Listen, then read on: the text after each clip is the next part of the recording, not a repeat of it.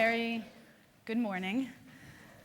A very good morning to everyone, and thank you very much for being here. I know it's 9 a.m. on a sunny Saturday morning, but I really believe this is one of the most important sessions of this MED Dialogues this year, because we've been discussing policy, we've been discussing ways to partner between countries in Europe and in the MENA region, ways to drive policy and support structural reforms. But I deeply believe none of this is possible if policymakers and citizens don't really take into consideration the importance of youth in this region. Considering people under 30 represent almost 60% of people living in the region, 105 million people, it's clear this part of the population can drive change and policy, but at the same time, it needs the support from governments and from international institutions to be supported in their tasks, in their missions, and in changing the future of the generation and of the region. Which is why I'm very happy to have on stage 4 policymakers that can really make a difference and are really driving policy and strategy for the region and for the youth in the region, and we are going to hear from all of them. But we also have the 3 winners of the Youth Factor Award, which was given here on Thursday. And they are great examples of how the young generation of the region can really be and set an example, but also we must remember we need to support them, and they can't do it alone. They need funding, they need the right policies, they need the right strategies. So before I leave the floor to the speakers, I would like to invite on stage the Deputy Secretary General for the OECD, Mr. Vestergaard, who is going to deliver the opening remarks for the session. Let's welcome him with a warm round of applause. Thank you very much for those kind words, ministers, excellencies, youth, Shabab. Welcome everyone here. I certainly agree with the moderator that this is one of the most important sessions of the 2 days of dialogue here. We're very proud at the OECD to be working for some years now on trying to document what's going on with the youth in the MENA region. This is a preliminary version of the Youth Empowerment in the MENA region report that is the basis of our work. We have it in Arabic here as well.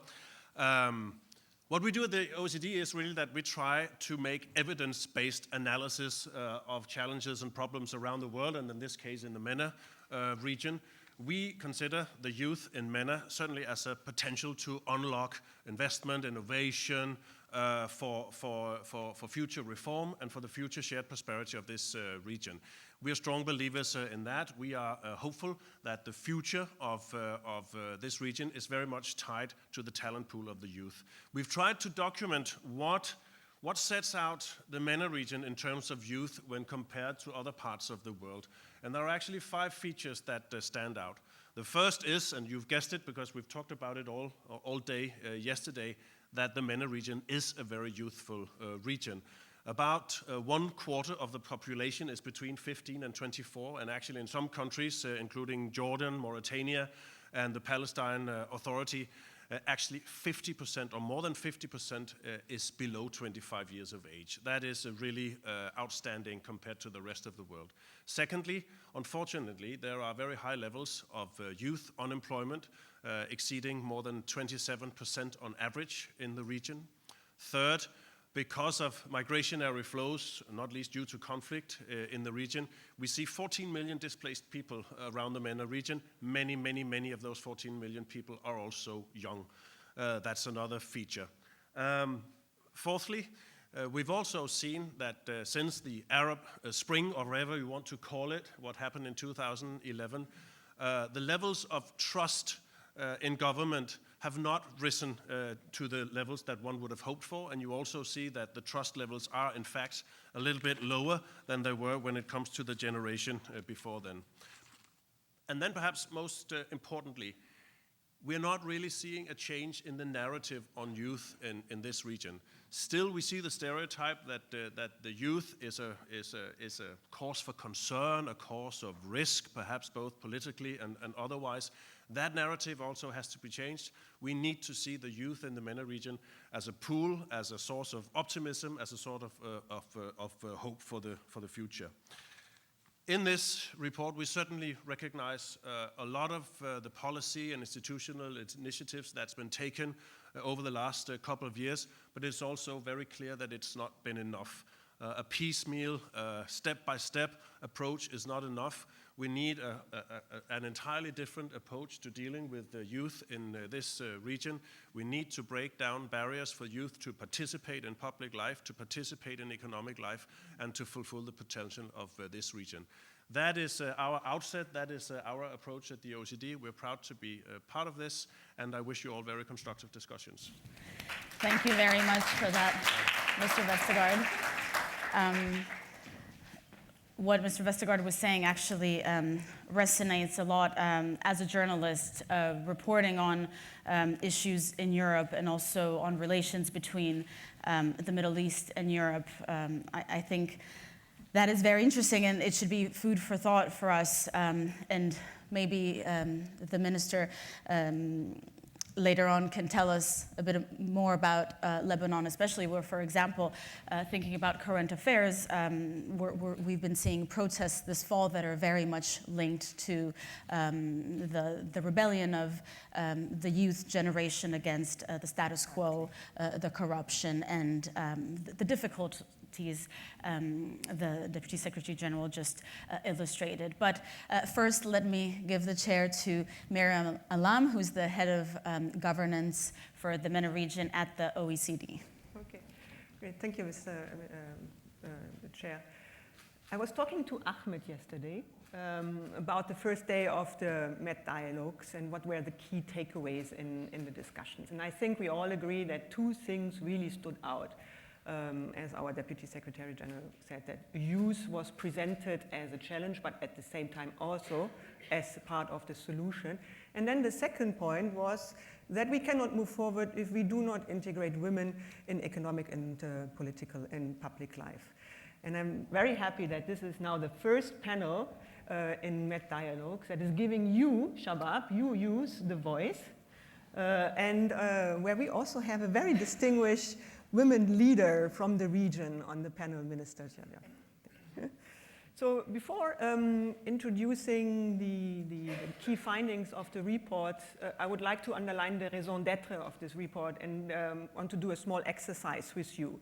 So put on your youth lenses for those that are above 30, your youth glasses, and think about the time when you moved from education to employment, from parental home to moving out, from parental custody to acquiring full legal and adult rights and responsibilities.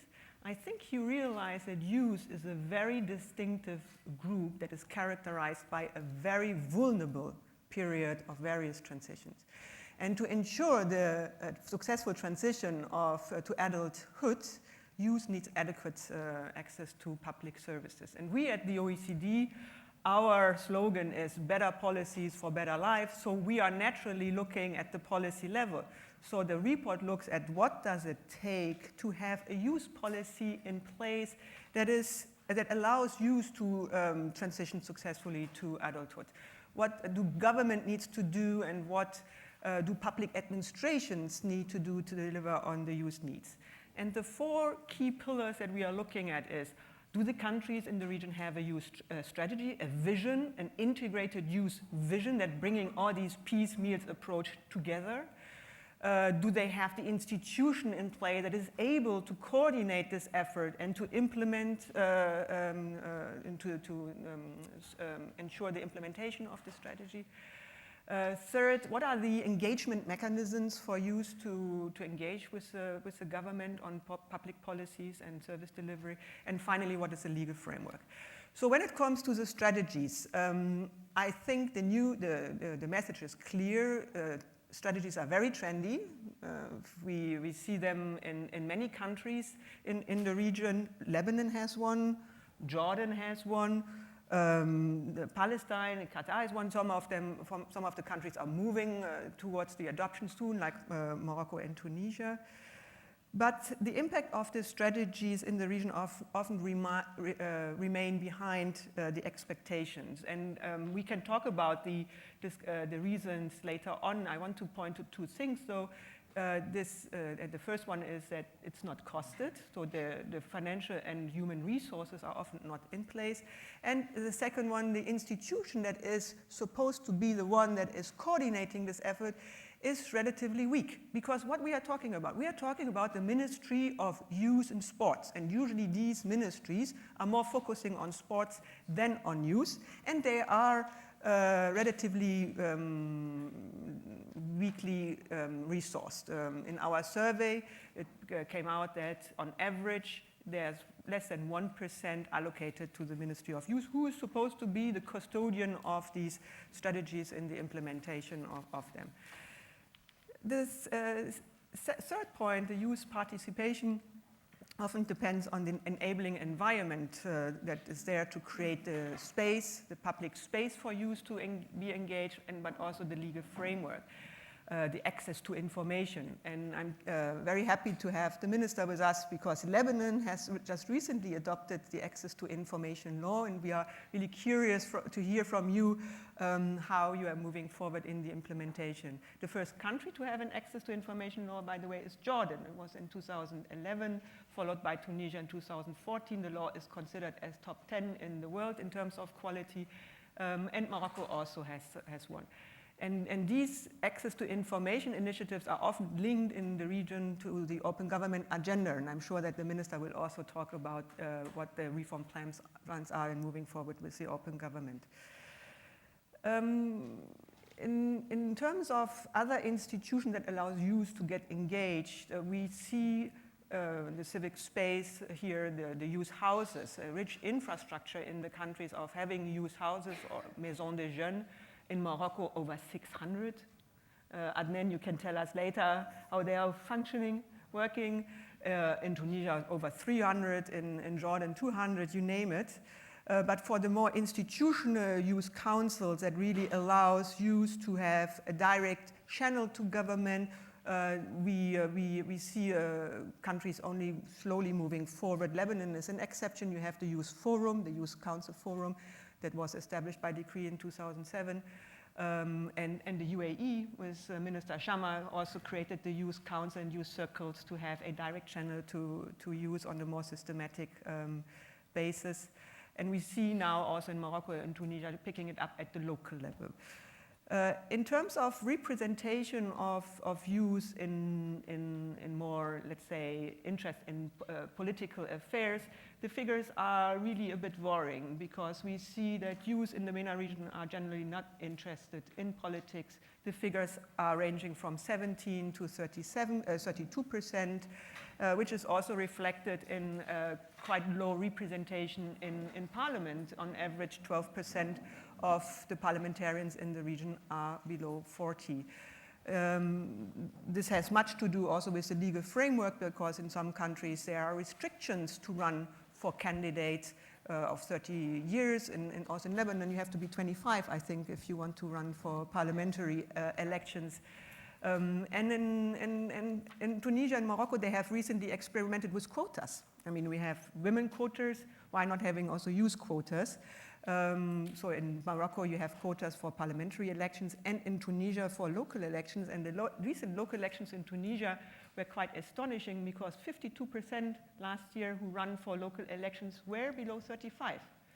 And over 35% actually made it. So you have now in the municipalities very young people sitting. That doesn't mean necessarily that they are also advocating for youth concerns, but it shows you the diversity and also the channels that youth have now to get engaged. So I will stop here and will be happy to take any questions. Just to finish on the remark that I want to invite you to benefit from the OECD as a house of good practices to benchmark your reform efforts, and we're happy to support you in implementing better youth policies for better lives. Thank you very much. Thank you very much, Mrs. Allam. Save your questions for later because we are going to let everyone speak, and then we'll have plenty of time for engagement and for questions. And this brings me to Minister Chidiac. We'd love to hear your insights on this topic, but also a bit of a sense of what is going on in Lebanon and how much the young generation of Lebanon is striving for change and is bringing about the change that we've seen across the past 2 months. Thank you, Chair, for this introduction. Good morning, ladies and gentlemen. It's a great privilege for me to be here to share my insights into the present conditions, challenges, and aspirations of the MENA region's youth. Before starting my prepared speech, I would really like to thank each and every one of you who are attending the session this morning.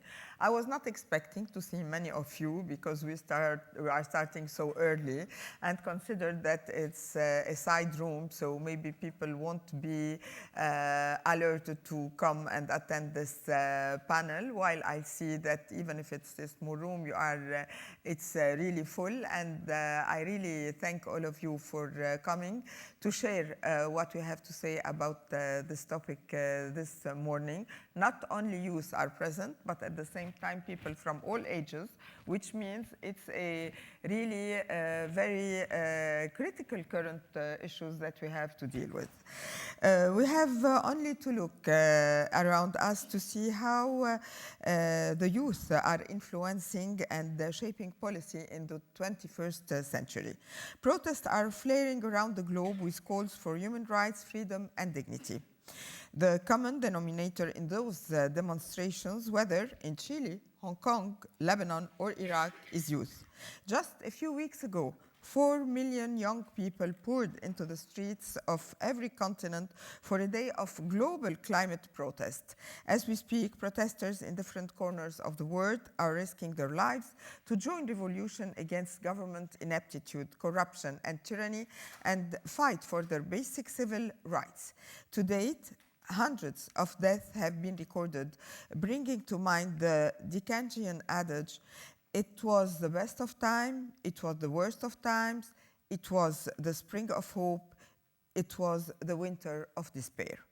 While it is true that almost a decade ago, the Arab Spring, with the exception of Tunisia, resulted in civil wars and upsetting regional dynamics, the revolts in Lebanon, Iraq, and Iran offer us heaps of hope in an otherwise series of dark winters. Not to mention that for the first time in a long time, the revolutions are not predominantly sectarian, which is an asset to the region's youth bulge. Indeed, MENA countries have prioritized security concerns over reforms for so long that our region's youth can no longer take the brunt of regional and tribal loyalties in the face of colossal economic deprivation.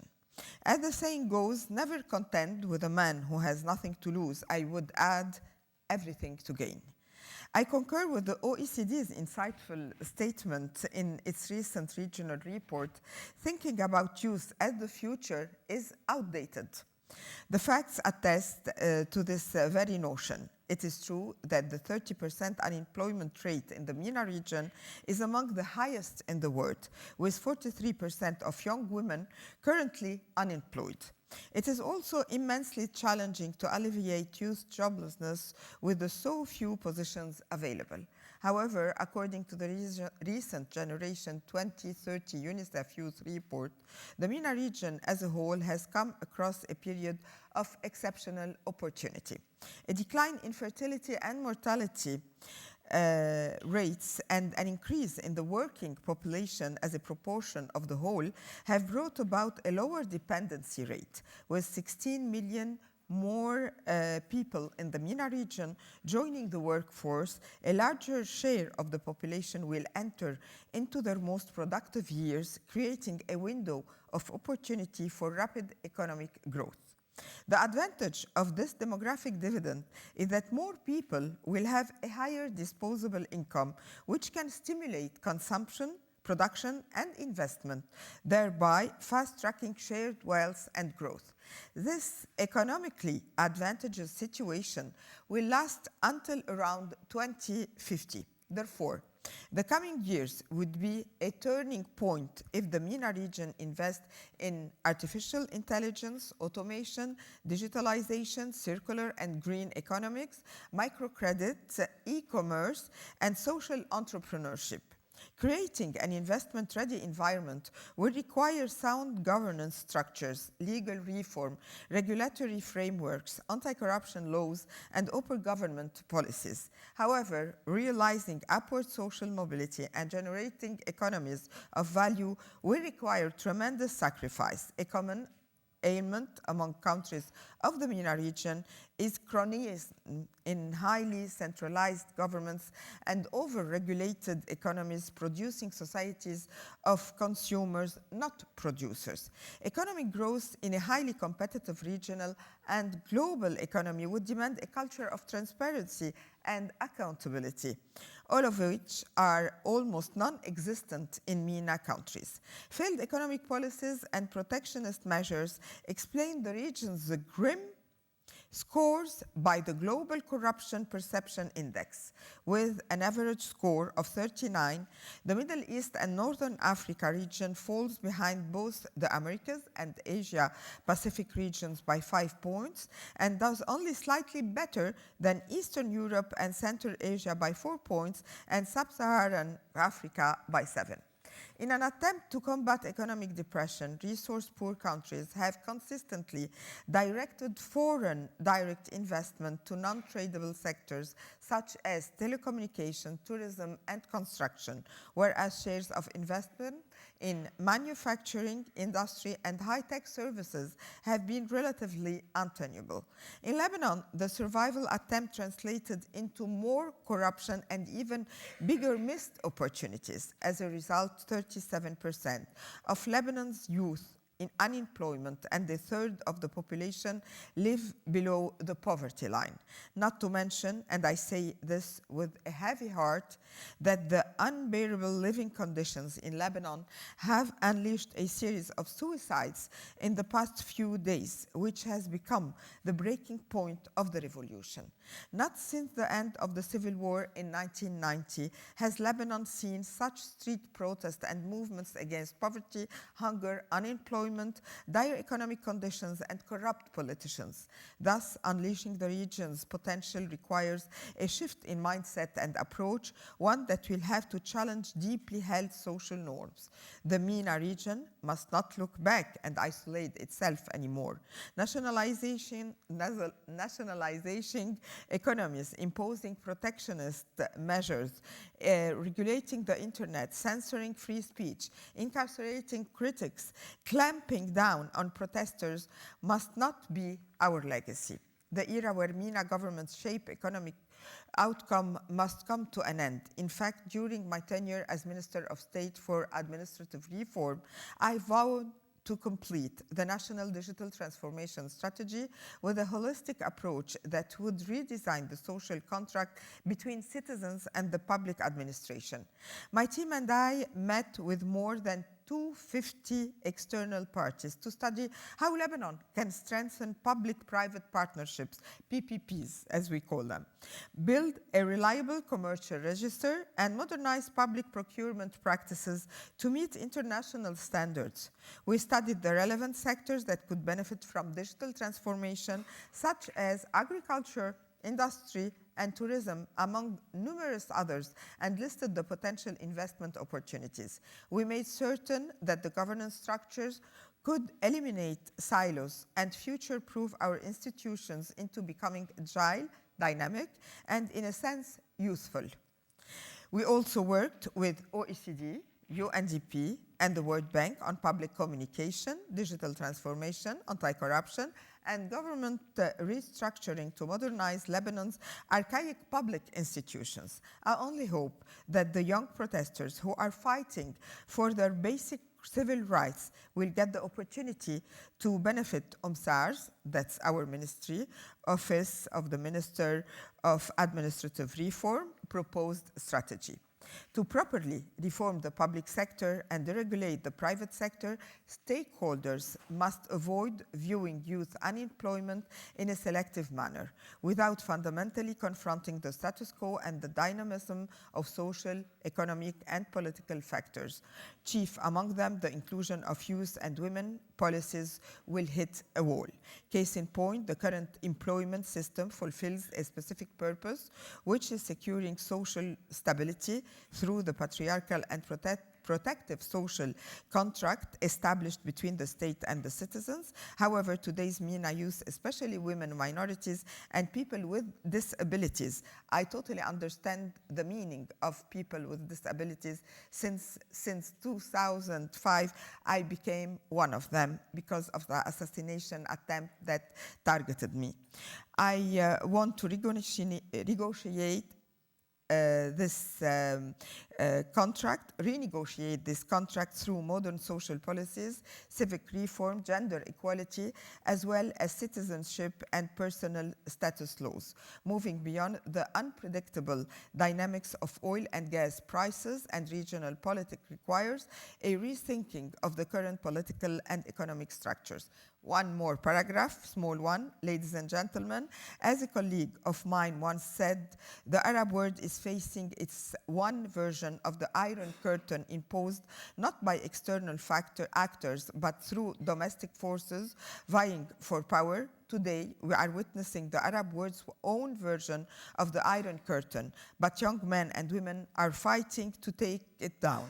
We are living in a fast-paced world with technology at the center. We truly have yet to see what the future lays in store for the region's youth, but I am certain that it will be transformational and historic. Thank you.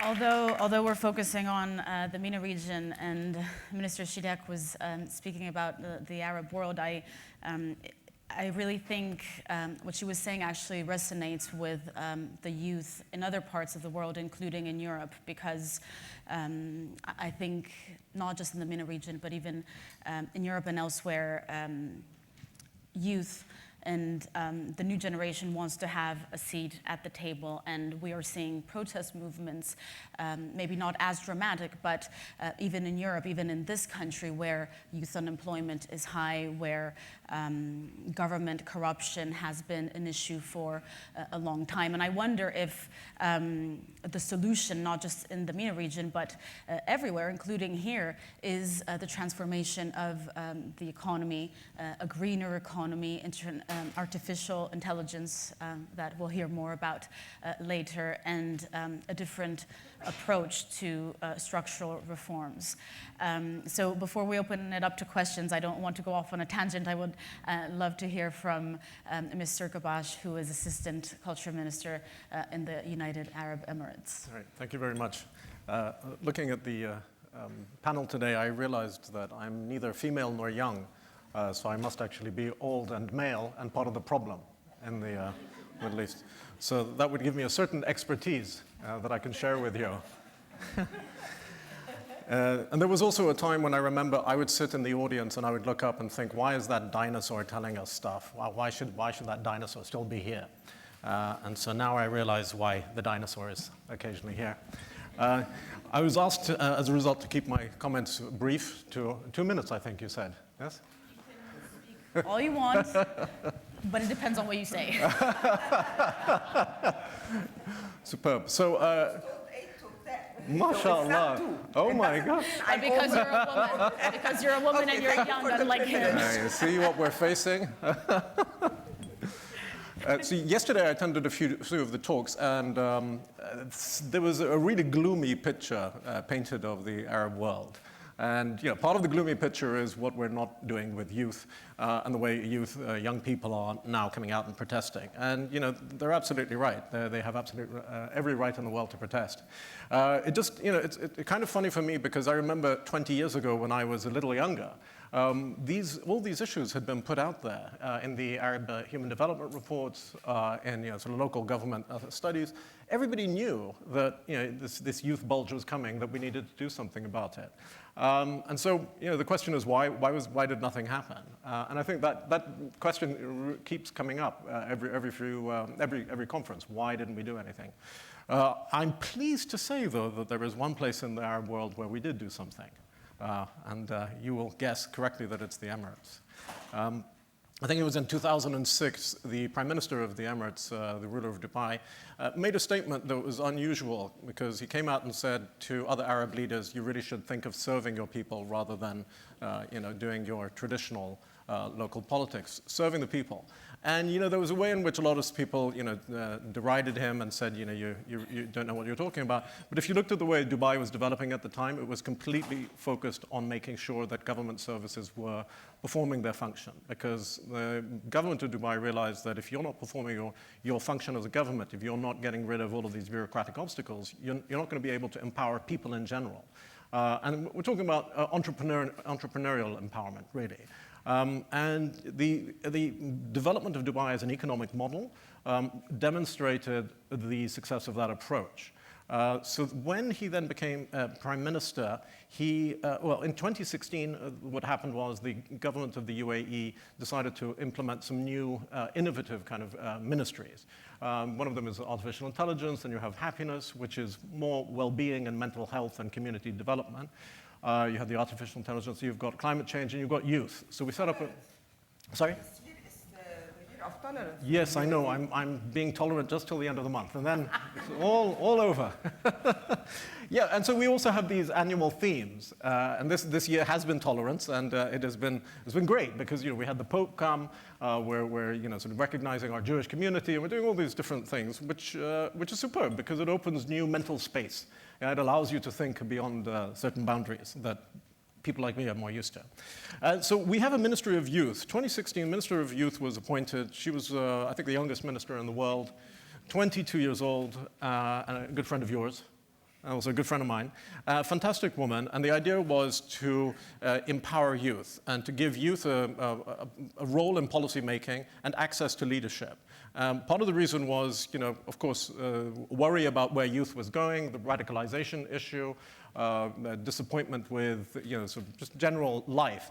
And so they set up the Ministry of Youth. The Ministry of Youth has been fully supported by the top levels of government right across the Emirates.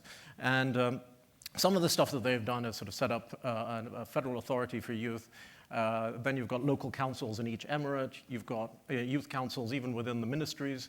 You've got a youth hub where kids can come and get all kinds of advice on setting up a business, on setting up NGOs, for example. Just to give you an example, there was an NGO that was set up by young Emiratis to tackle the issue of mental health in the Emirati community. Which again, is young people breaking taboos, going against what was traditionally seen as a subject not to be touched. So you also have government spending, which is assisting. You need an economy that has some kind of financial power. We're very lucky in that we have that. And then giving young people the opportunity to actually, for a very low cost, enter the marketplace. Whether selling their own products or developing their own products or their own ideas. There's huge focus on education, and education so that, in a sense, we're focused on building skills for the future. Again, that's things like artificial intelligence. You've got New York University that we've got in the Emirates as well. I wanted to say that there's also an interesting aspect that we need to think about. Women seem to be doing much better in the Emirates than young men. And so in order to kind of accommodate that and take that into account and manage that, we developed a system of national service. So military training at the end of school. And I think if you come really, really high up in your school, you can skip it and do it later. But most people go in at 18, And it's a year and a half of very disciplined training. Not necessarily to become sort of military men, but to develop sort of discipline of waking up early, getting fit, and organizing yourself. So that's a great skill set that young men will bring to the marketplace as well. Are there a few road bumps? I do think there are road bumps, and the government is thinking about these as well. With all due respect to youth, you guys have high expectations. There are a lot of people before you who had high expectations too. You're not the only ones who have high expectations. And it'll be interesting for governments in the region to manage the expectations of an older generation versus the expectations of a younger generation. There is a sense also in which youth might go too far in believing their own rhetoric. And that's just a friendly, fatherly kind of thing. You guys are great, but again, a little realism would be helpful. Another thing is this big focus that we have on tech. The way I read tech is great, but it's part of this massive capitalist machine. Business employs tech to get rid of people. Now, that's the logic of it. And there are wide debates in the US and pretty much, the US, where people are saying, well, okay, tech has been really great for a very few. And as a service, it works for a lot of people, but it's actually destroying tremendous amounts of jobs. So I'm not so sure, I'm not necessarily a tech optimist. I'm very wary of where how artificial intelligence is actually going to further erode the job market in the Arab world in particular. We were never good at traditional jobs. We were never good at traditional education. And now we're asking our youth to fight computers and be highly skilled. And to be honest, our society is just like any other. We follow a bell curve, a normal distribution. Some people are going to be really talented. Some people are going to be really gifted and able to orient themselves. But the majority are really just normal people. And so I think that's cause for optimism and cause for worry. Thank you very much. Thank you. So, Mr. Ghobash, before I open the floor to questions, can I just ask you, you sort of painted a success story there, and we know that the UAE in the region is a positive example, especially when it comes to economy and entrepreneurship. But do you think that model can be exported to other countries, provided that other countries have stagnating economies, a corrupt government, and are in dire need of structural reforms? Do you think there's a recipe to export this model?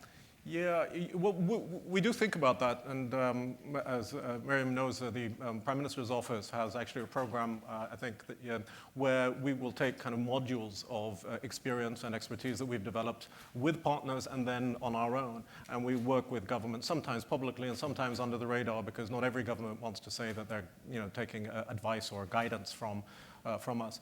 And that works to an extent, but we're also very lucky in that our leadership was very, very strong and really focused on making sure that the social contract was continually renewed over the decades. So the social contract of a basic income, some property, was very, very important at the founding of the Emirates. And a lot of people have criticized the leadership for that and thought of us as a kind of a nanny state.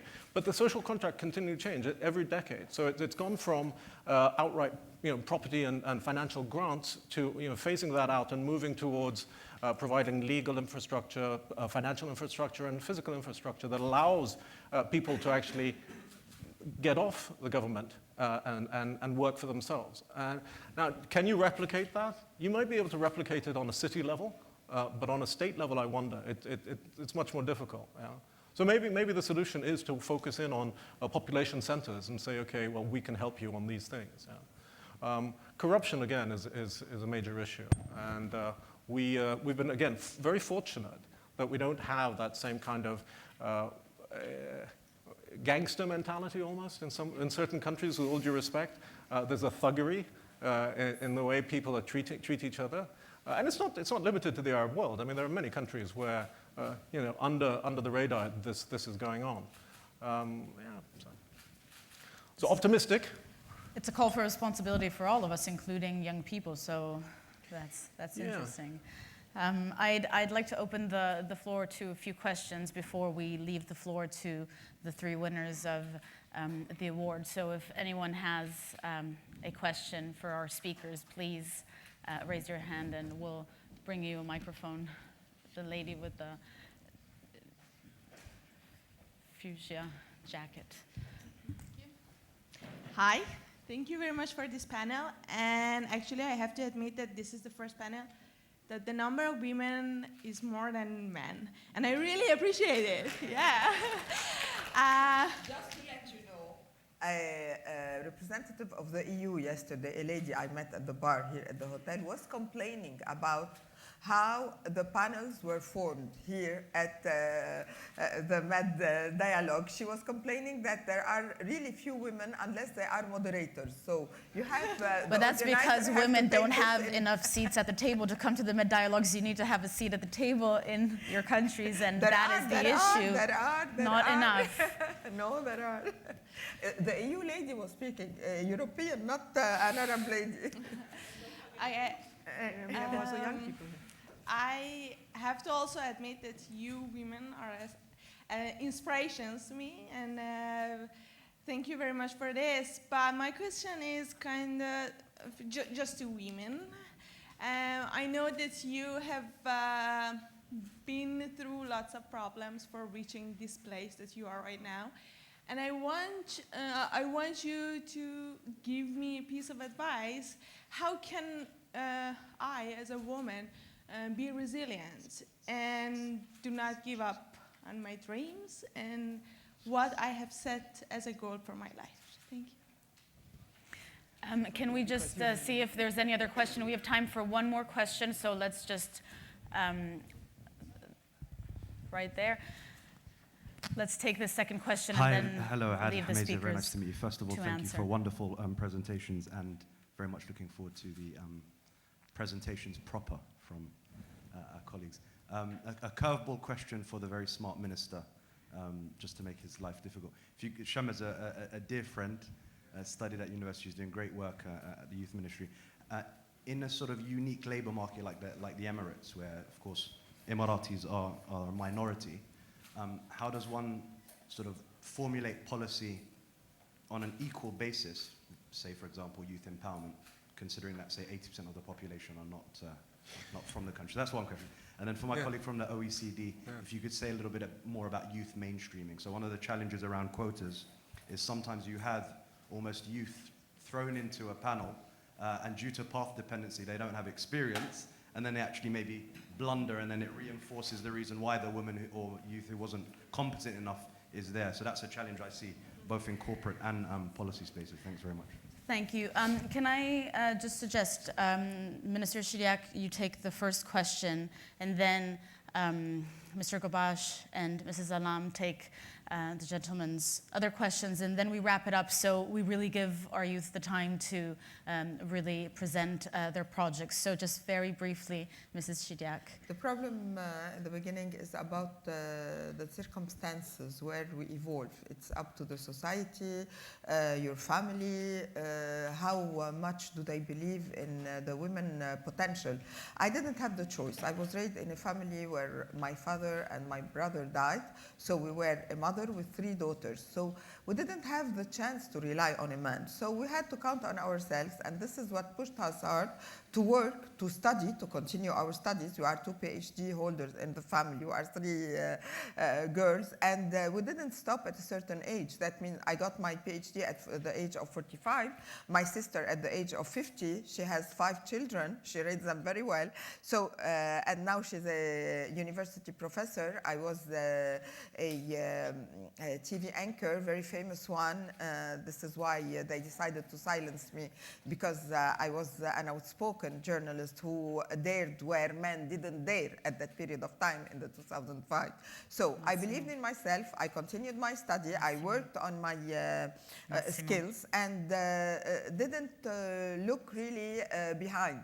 Since you have nobody to rely on, you have when you think that in this world you are alone and you have to prove yourself, this gives you a push. So it's at the same time an inner will You have to believe in yourself as a woman.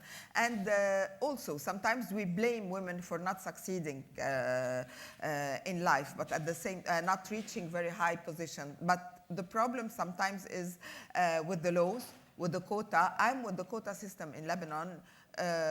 Even though the political party I belong to didn't vote for the quota in the parliamentary electoral law last time, but I was in favor of it because we want to get rid of the patriarchal mentality that considers that why do we have to have women running for election? Don't we have enough men?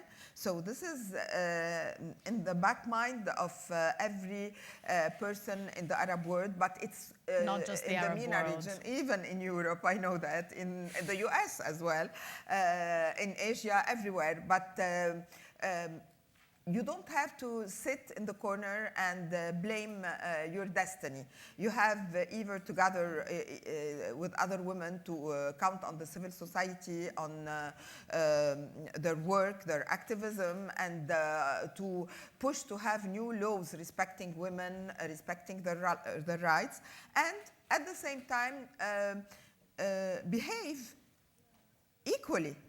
We should take our seat at the table. When women we have to fight for think that they are not at the same standard than men, you will have this to fight for the glass ceiling with the wages, with how much you are paid. I never accepted to be paid less than men. When you make yourself heard, they will understand that this is a fact, but you have to ask for it.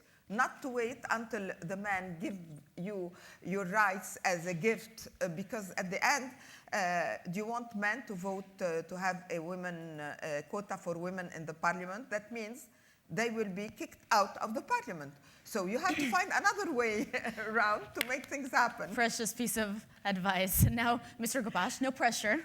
Oh, yeah. Well, listen, I insist on addressing the issue of resilience and female resilience for a specific reason. I was brought up by my mother, who was Russian, and still is Russian, actually, ethnically. And because my father died when I was 6.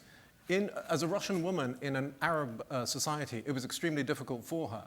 And I saw her for 20 years fighting tooth and nail to make sure that she could actually hold on to her children, right? And so she demonstrated what it's possible to do for a woman in even very traditional patriarchal societies by insisting on respect, by insisting on dignity.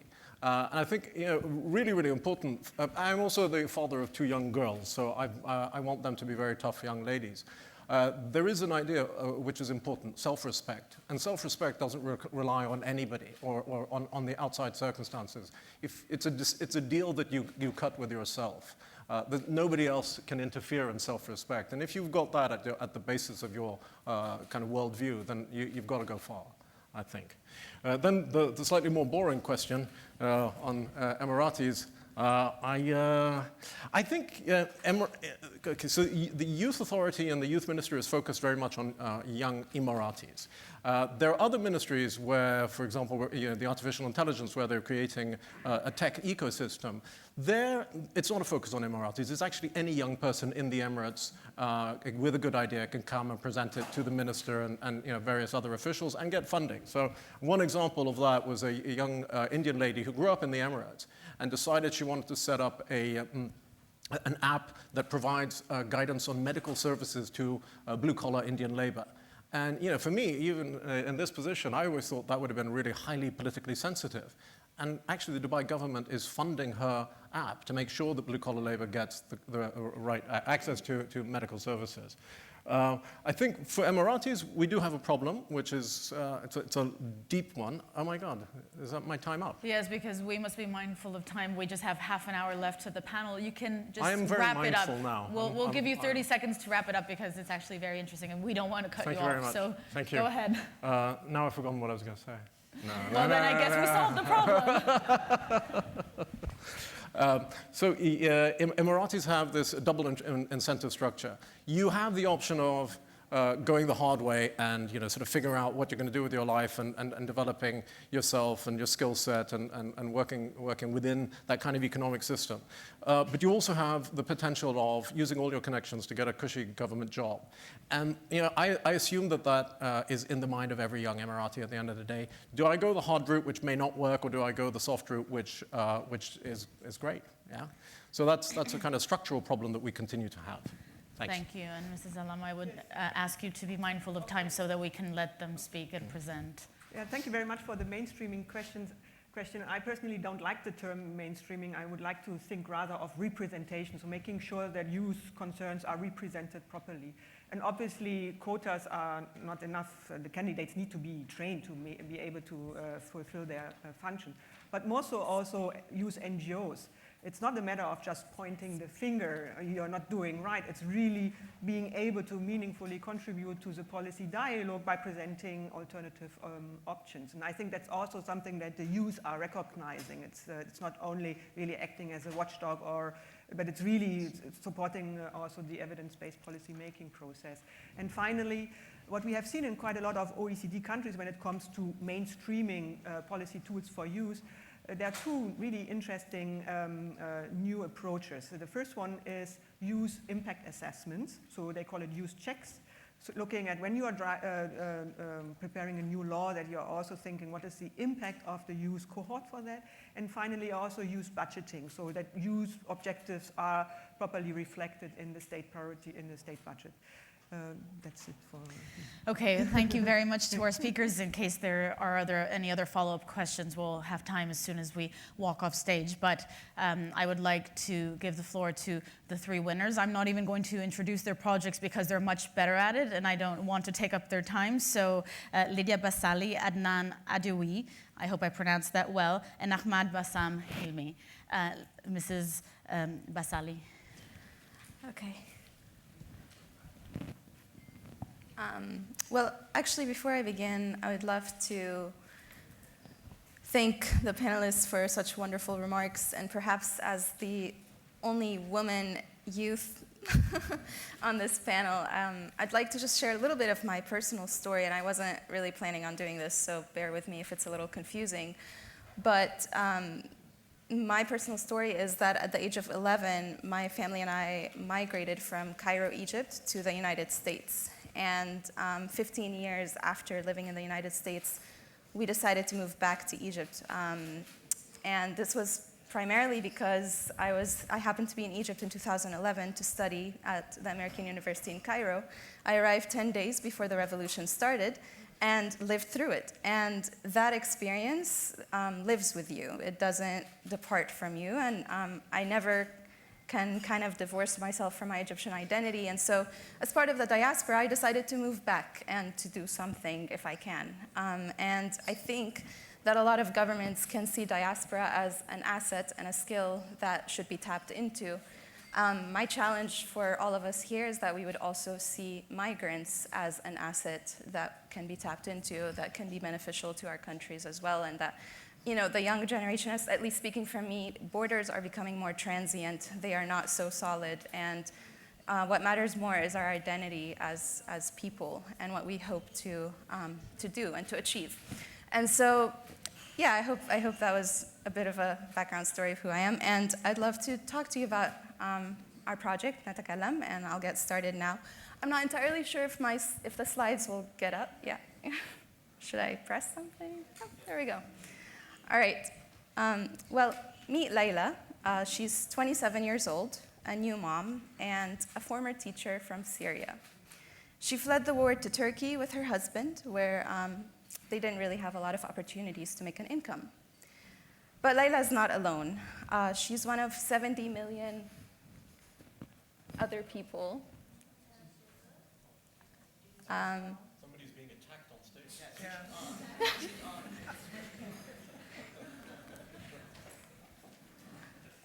Technology, guys. There you go. It's working. Cool. So Layla's not alone. She's one of 70 million other people that are forced to flee their homes today. Only 1% get the chance to resettle to other countries, while the rest are left in limbo, refugee camps, and countries that bar them from the local economy. Yet, a lot of those people are highly skilled, and they are also highly educated and connected. This is a photo from a refugee camp in Greece. And so I work at NaTakallam, which is the Arabic word for we speak, and provides income to refugees by hiring them as language tutors and translators online, regardless of their location. And so, for example, we have Kate. Kate is a PhD student in the United States that is studying Arabic.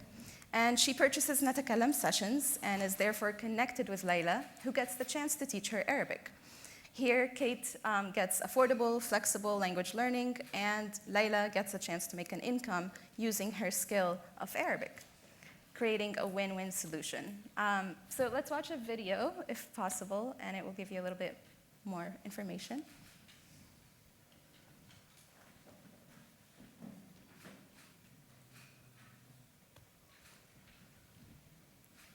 Are we okay to show the video? But if the video is not working, we can keep going. That's okay. The video's coming. Just wait. A little patience. See, when we speak about technology. And we are speaking about artificial intelligence. Yes.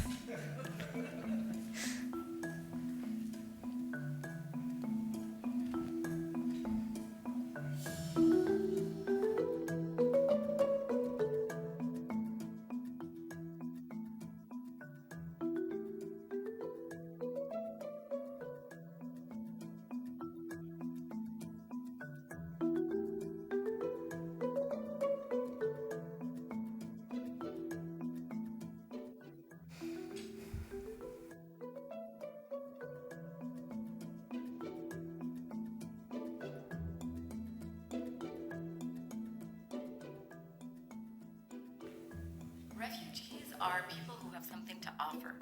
Highly educated people like you and me who have been robbed from the opportunity to continue their lives in their fields.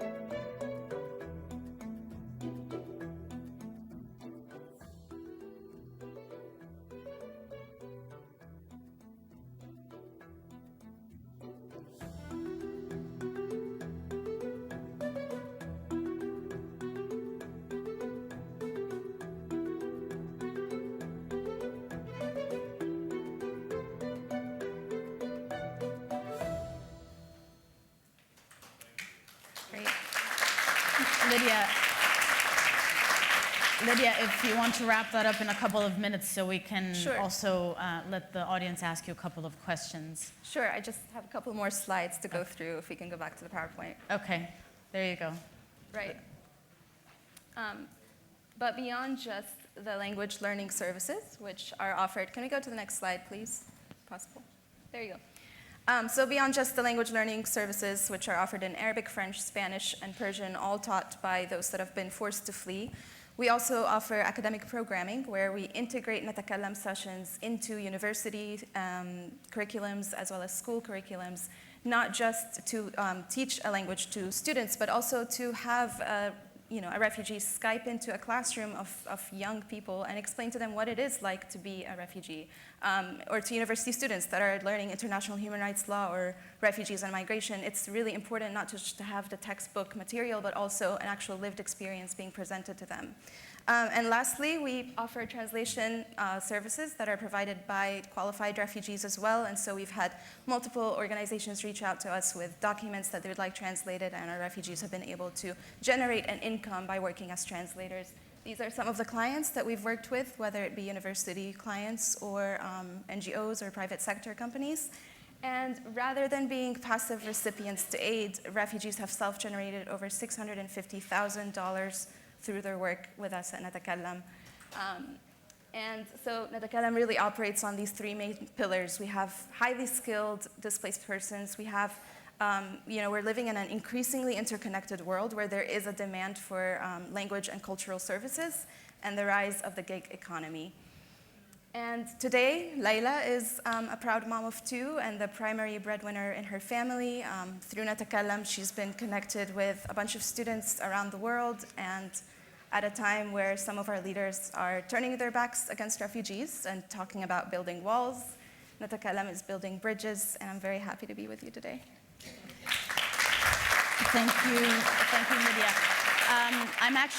I'm actually thinking we will keep the questions till the end, so we can give everyone a chance to deliver their presentation. So, Mr. Addioui, please. Good morning, everyone. So I was invited to MED 4 years ago to speak at an economic session and business modeling session, and then I moved to a youth part. And I think that youth is not a factor. Youth is a fact and a statement. And yesterday in one of the presentations, somebody was saying that terrorism comes from the Middle East, and it was said twice. And I was like, who on earth says these type of things? And I think one of the major issues that we have in our society is the paradigms that exist. And these paradigms, because they are repeated, they become internalized. And once they become internalized, they create narratives that are not enabling people to create. So I don't know if the slides come up or not. We're used without them. And I think so. I like to fix complicated problems. So it's only in this forum that I'm young. I'm almost 40, but still. So I'm kind of picking back what you're saying. But I like to work with young people and a lot of people to fix their own problems. Instead of waiting for people to really wait for change, but creating change, it's not just empowering them into entrepreneurship, but empowering education and empowering the system. So like a couple of years ago, I founded an organization called the Moroccan Center for Innovation and Social Enterprise, with a very simple mission based out of Morocco to fix and to find entrepreneurial solutions to every social challenge. And why every? Because the world we live in is a world of systems. If we want to fix society, we need to fix the systems. You cannot fix one part of it. And one of the programs we've launched is a program called Tamkeen Initiative, which is Empowerment Initiative, that basically aims to fix the education system, but not fixing it, transforming it, by changing the paradigms that exist in our society. And the paradigm that in most countries, like Italy, Greece, or whatever, like you have poorly maintained education systems, poorly trained teachers, understaffed, not many equipment, and public schools are actually in the decline. So how can we transform and change the narrative? By giving the tools to teachers, parents, and students inside the classrooms to understand that, yes, there are problems, but two, they can fix them, and they have 3 months to do it. You don't need a whole policy change. You don't need the ministry. You don't need billions of dollars of freeform or PISA rankings or whatever to be able to create something that changes. And so I'll give you 3 numbers. Last time, we don't need it. So we were able to, with $90 a year per head, make any 14, 15-year-old kid to have trust in themselves, have their parents trust in them, because in the region, parents decide for you. So if you're 14 and 15 and you want to tell your parents, I want you to do this and that, the obvious answer is like, no, you don't know, you don't have the skills. And number 3, developing skills on how to develop not just the 21st century, but 22nd century. And I'll piggyback on Mr. Chidiac and Mr. Ghobash when they were talking about the whole idea of new services and social entrepreneurs and technology. Technology is a tool, but it's a mindset first. So if we cannot learn how to learn and change the system how it works, we cannot really create something, a paradigm that is functioning. So how we do it very simply. I don't know if this is, anyway, oops. So a very simple theory of change. I'm a social entrepreneur myself. And I'm a part of different types of panels and organizations where we believe that understanding needs, designing the future, and then creating prototypes is what makes a society that works. So how a program functions is very simple, it costs nothing, so anybody in the room can use it and can do it, and I would advise people to, anyway.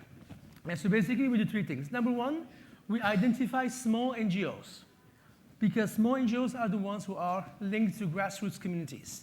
Number 2, give them methodology so that they can, over 3 months, train the teachers, the parents, and the students on how to ask questions, the why thing. Why do we need to transform? Why do we need to create? And then using startuping, whatever mindsets, business modeling, MVPs, all the kind of fancy terms, starting projects from the school. So I'll give you 3 examples. In a school very underserved and next to the capital, where people find that physics class are boring. Science class are boring because you cannot learn science in a room with 50 people without equipment, or learn history without storytelling. So they designed a comic book magazine, basically where they drew it themselves, designed the scenario, designed the tools, and tested it with their peers. How would you learn history better? They sold 300 copies and they were 15. Now it's a full-fledged startup, works and produces and innovates content, materials, and stories. Another one that does job placement at age 14. And you can't wait for somebody that is 25 and say, oh, you don't have skills for employment. You can't fix it later on. You need to start as early as possible. So this startup is launched by 14-year-olds that basically does placement, internships, and shadowing programs through training. So to summarize, if we want to fix a system, sometimes you cannot fix it if it's broken. You need to transform and you need to cut. And if you don't cut the mindsets, you don't cut the narratives, you're just going to replicate issues time and time and time and time and again. Not rocket science, it's nature.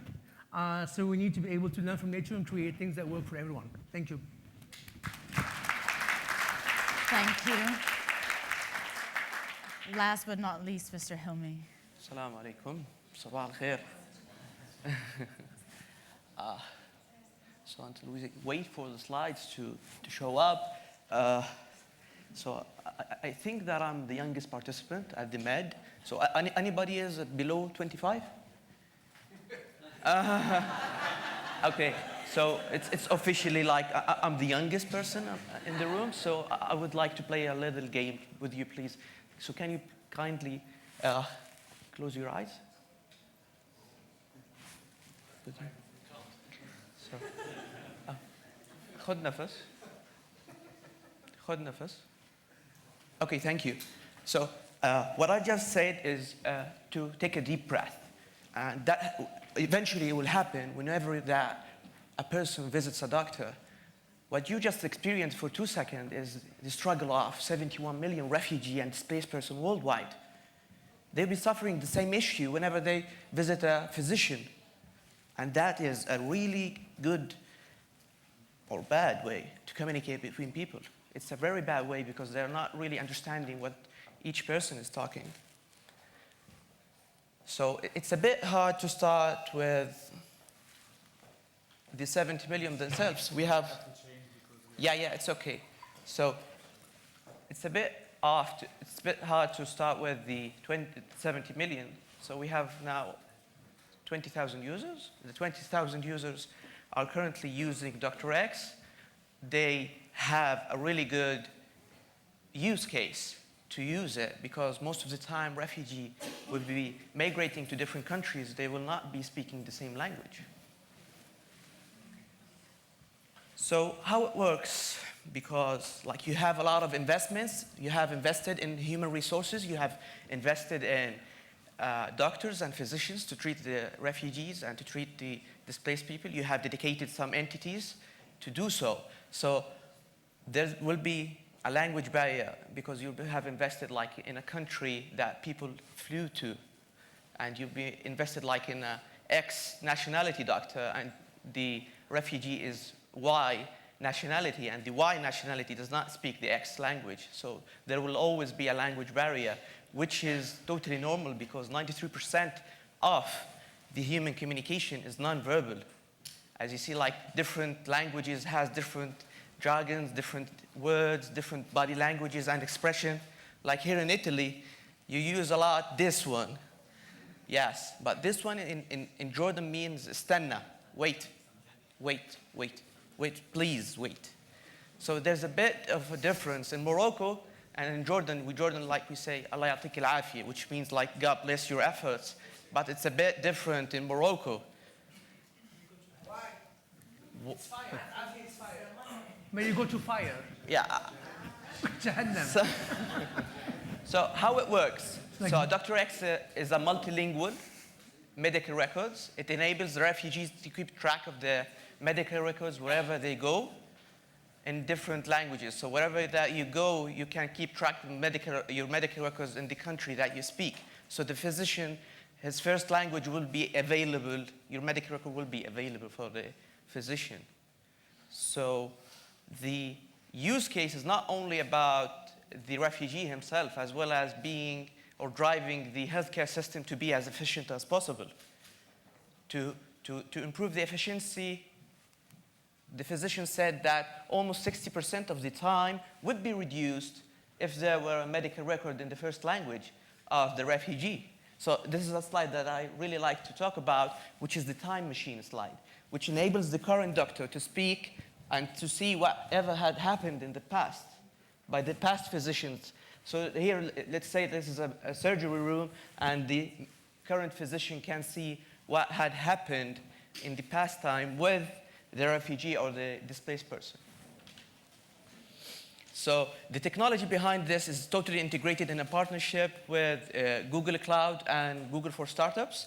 So what we do basically is using a translation based on machine learning, which we have edited and optimized to do the certain job for the medical terms itself and the jargons themselves. So once you have the medical record up in the cloud, you can access it through different devices, and in each device, you can access it through different languages. So this is the neural machine translation, which connect between different languages. So whenever that you have your model trained already, it can translate to different languages.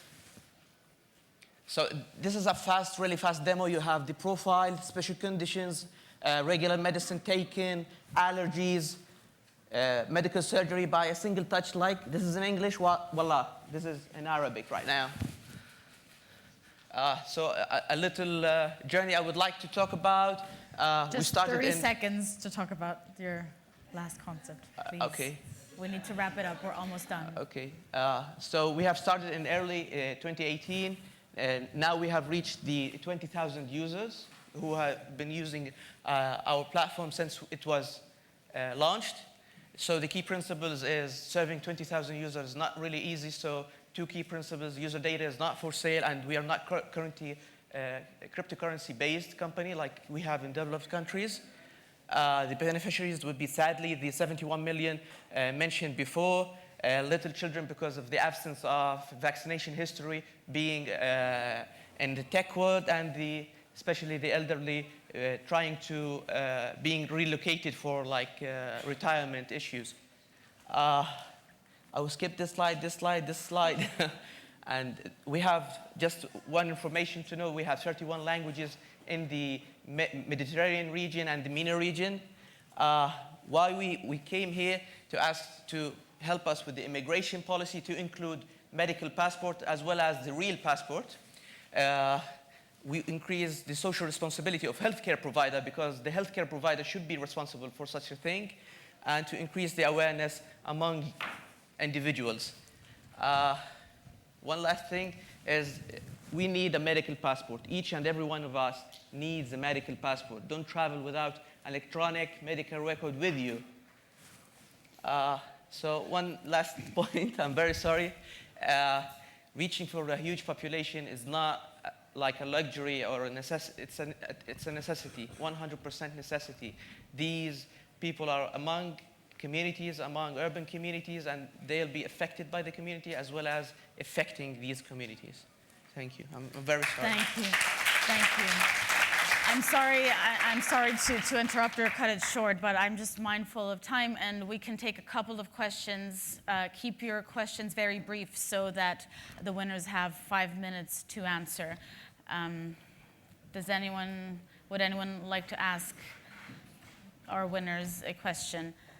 Here is the microphone. There you go.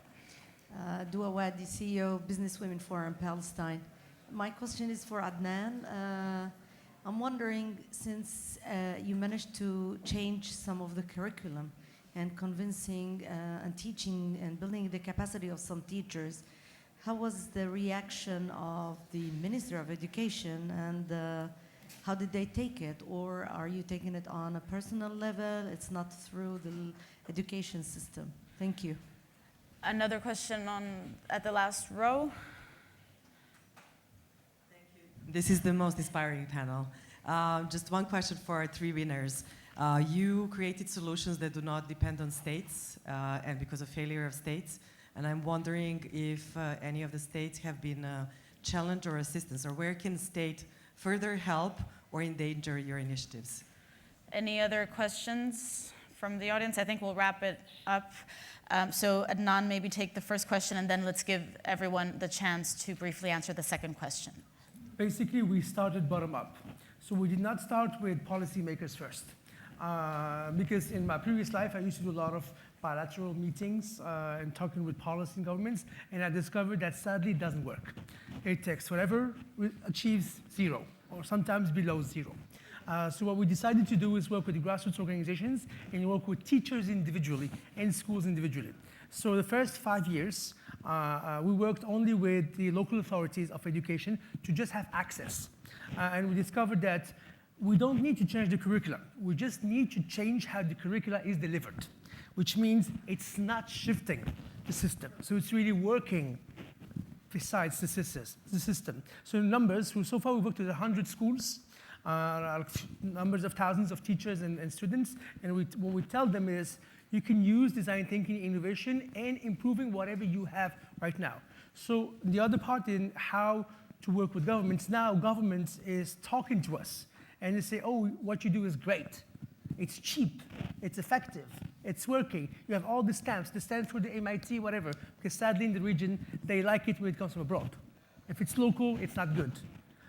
So now they come to us and they say, how can we funnel it into an existing infrastructure, come and train our staff, come and train a teacher, and then they say, oh, until you're not asking us for money, that's good. So working behind the lines, and the challenge of social entrepreneurs is scale deep, scale up, scale down. So it's really by providing processes and then empowering the decision maker themselves to know that you don't need 20 years of educational reform to change some things. You need just 1 year, good hearts and good minds.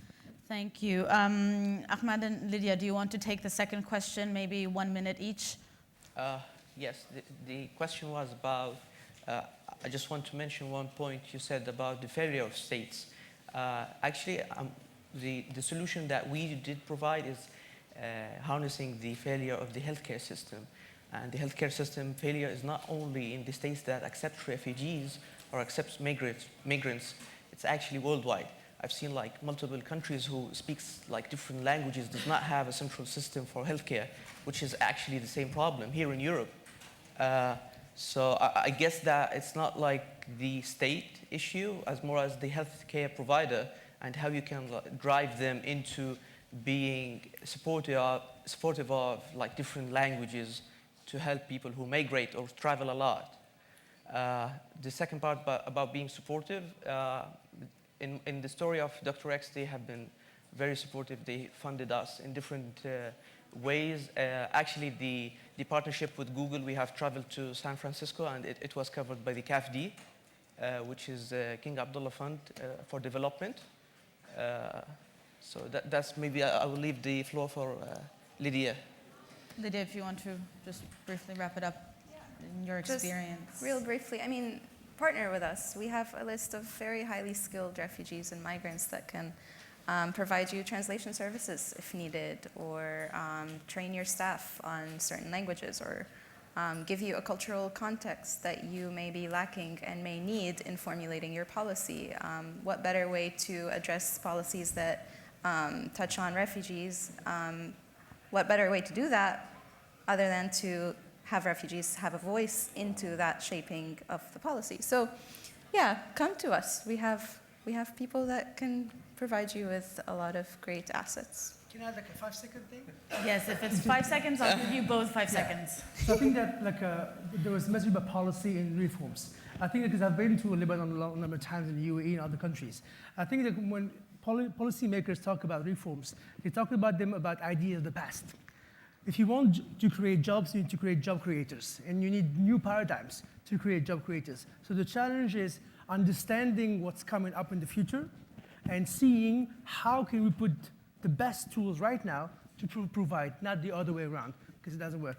Ahmad, do you want to wrap it up in 30 seconds? Maybe less. So I just want to mention that the solution that we provide, we cannot do it alone. So to be implemented in multiple areas and multiple countries. So whoever who is interested in adopt the same concept of the project, we are more than happy to share the knowledge, the technology that we have, to pass on the information that we already have now to be implemented elsewhere. Thank you very much to our speakers. We hope we were really able to stimulate the discussion between entrepreneurs and policymakers and create a positive intersection. There's coffee outside, so thank you all very much for attending, and I hope you enjoy the rest of the Met Dialogues.